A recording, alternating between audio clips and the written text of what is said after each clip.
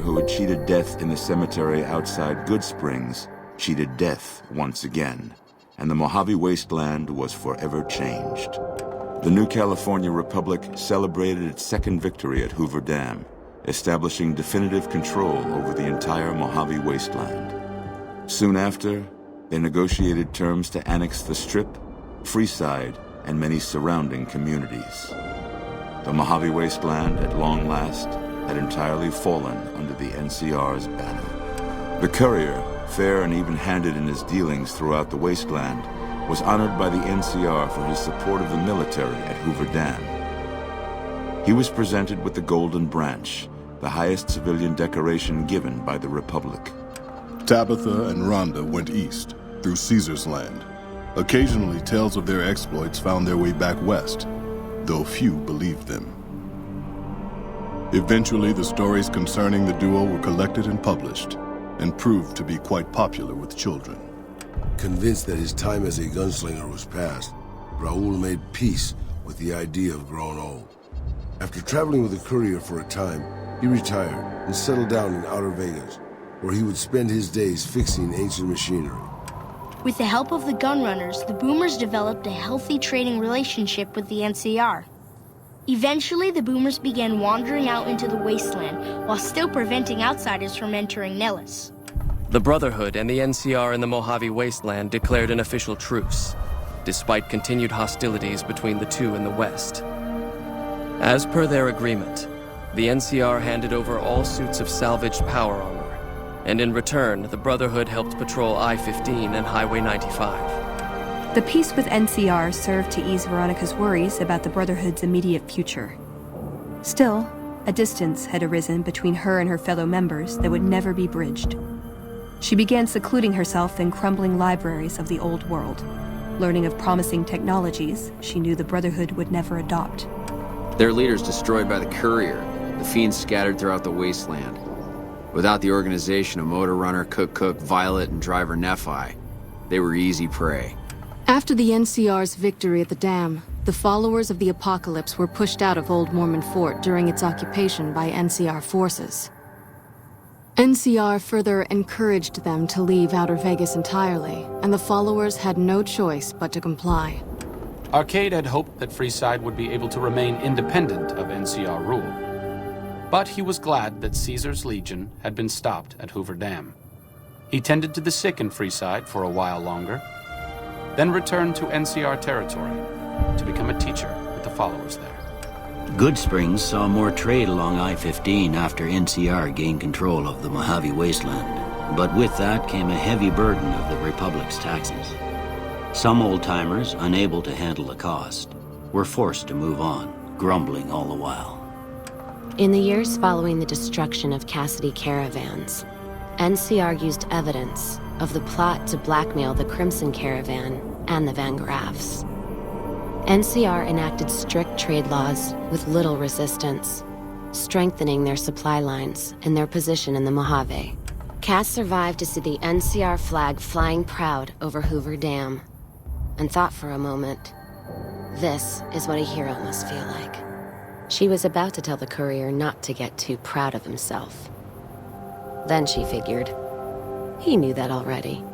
That night, Cass kicked in the door of his room to celebrate, only to find the man on the bed was an NCR soldier whose barracks had been destroyed. He was cute, though, so after having her way with him, she got the hell out, leaving an empty whiskey bottle as a note. As she walked along the dam in the night, she felt drunk, content, and happy to be alive, which to her was the whole point of it all. During the Battle of Hoover Dam, the Great Khans quickly evacuated Red Rock Canyon and headed north and east into the plains of Wyoming. There, they reconnected with the followers of the Apocalypse and rebuilt their strength. Bolstered by ancient knowledge of governance, economics, and transportation, they carved a mighty empire out of the ruins of the Northwest. Thanks to the Courier and Lily, a cure for the Nightkin's schizophrenia was found shortly after Dr. Henry's experiment concluded.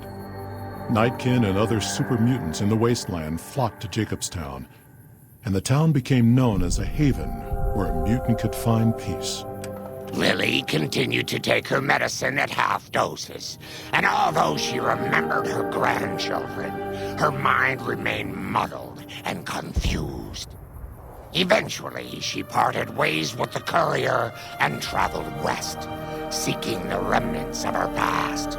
After the NCR victory at Hoover Dam, the temporary truce between them and the Kings blossomed into a full-scale relief effort for the people.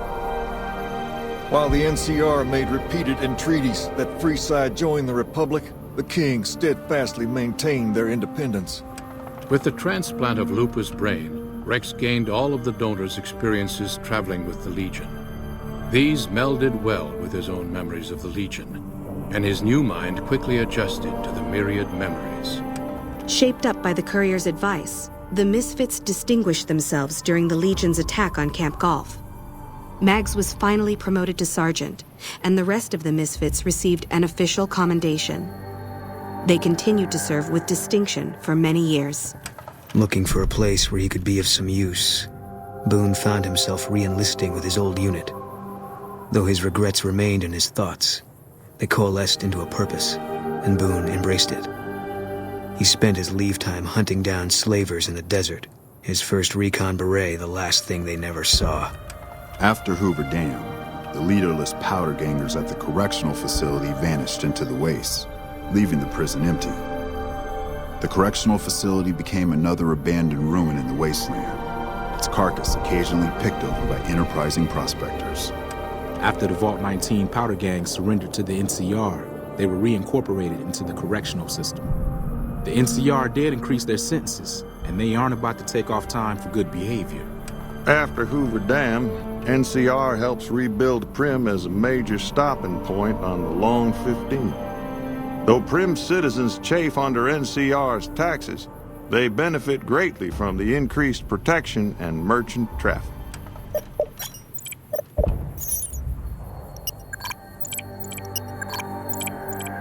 After the death of Chief Hanlon, the power of NCR's Rangers was broken for years.